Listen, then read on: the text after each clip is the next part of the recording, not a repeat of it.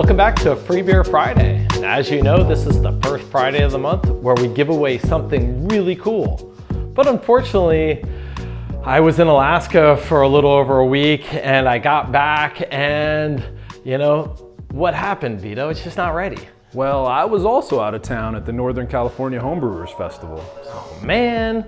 Well, reality is the product just isn't ready yet. So you're gonna have to wait till next week. It's a brand new product and you're gonna wanna stay tuned for next week's release. In lieu of that, we have some other things to give away this week, so stay tuned. Woo?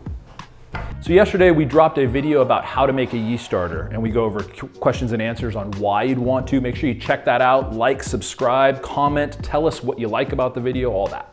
Hey guys, Vito from More Beer here. Today we're going to be making a yeast starter, so we're going to go over how to make one and why it's important. So to support that, and especially since we don't have the monthly giveaway today, we're gonna, in addition to the kit of the week, we're also giving away 2 yeast starter kits that Vito uses in the video and a stir plate to make it even better.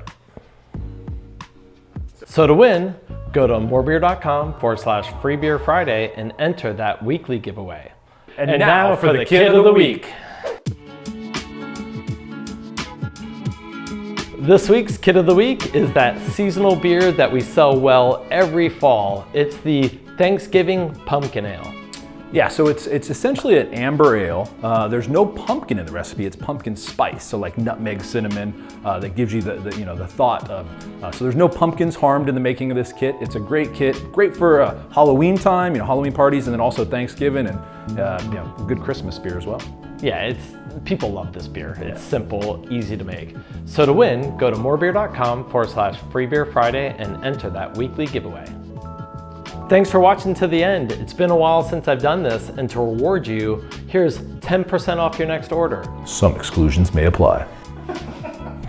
Awesome. We gotta do a whole Forensic Files voiceover with this guy.